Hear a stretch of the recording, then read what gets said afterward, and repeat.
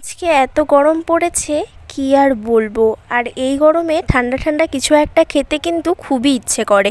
তো আজকে তোমাদের সাথে শেয়ার করছি এই গরমে মন খুশি করার একটা রেসিপি। হ্যালো এভরিওয়ান, আশা করি তোমরা ভালো আছো। আমি খুব ভালো আছি। আজকে আমি কাস্টার্ডের একটা রেসিপি তোমাদের সাথে শেয়ার করছি। আর এটা কিন্তু খুব অল্প সময় রেডি হয়ে যায়। তো দেখে নাও এটা বানানোর জন্য আমি ঠিক কী কী উপকরণ নিয়েছি। আপেল কুচি করে নিয়েছি, বেদানা নিয়েছি, কলাকে ছোট করে কেটে নিয়েছি, আঙুরকে মাঝ বরাবর দুভাগ করে নিয়েছি, কালো আঙুরকেও মাঝ বরাবর ভাগ করে নিয়েছি, চিনি নিয়েছি, কাস্টার্ড পাউডার আর দুধ নিয়েছি। তো এই হলো আজকের আমার উপকরণ। চলো স্টার্ট করি বানানো। তো আমি এখানে গ্যাসের ফ্লেমটা অন করে সসপ্যান বসিয়ে দিয়েছি। এবার দুধটাকে ঢেলে নিচ্ছি। আমি এখানে 500 দুধ নিয়েছি। এরপর ভালো করে জাল করে এটাকে ফুটিয়ে নিতে হবে। এরপর ফুটে গেলে অল্প দুধ আমি বাটিতে করে তুলে রাখবো। এরপর দুধের মধ্যে চিনি অ্যাড করে দেব। তোমরা তোমাদের স্বাদ অনুযায়ী চিনিটা অ্যাড করতে পারো।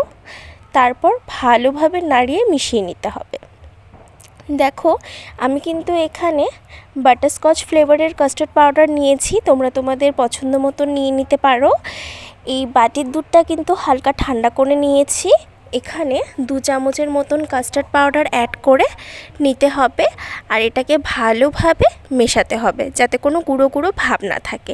দেখো আমি এখানে সুন্দর করে এটাকে মিশিয়ে নিয়েছি। এরপর মিশ্রণটা আমি দুধের মধ্যে দিয়ে আস্তে আস্তে অল্প অল্প করে সুন্দর করে মিশিয়ে নেব। দেখো মেশানোর পর কিন্তু এটা একটু গাঢ় হতে শুরু করেছে। তো ঠিক এই সময়তেই আমাদের এটাকে নামিয়ে নিতে হবে, বেশি গাঢ় করা কিন্তু যাবে না। তো দেখো আমি এবার এটাকে ঠান্ডা করে কিন্তু রুম টেম্পারেচারে নিয়ে এসেছি। এখন একে একে কেটে রাখা ফলগুলো এতে দিয়ে দেব।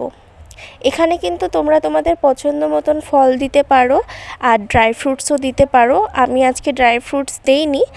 দেখো আমি সব কিছু দিয়ে কিন্তু এবারে ভালো মতন মিশিয়ে নেব। আমি এটা একটু পাতলাই নামিয়েছিলাম, তাও দেখো গাঢ় হয়ে গেছে এটা কিন্তু। এবার আমি সব কিছু ভালোভাবে মিশিয়ে ফ্রিজে রেখে দেবো 2 ঘন্টার জন্য ঠান্ডা হতে। তো দেখো ফ্রেন্ডস, এটা কিন্তু আমি ফ্রিজ থেকে বার করে নিয়েছি।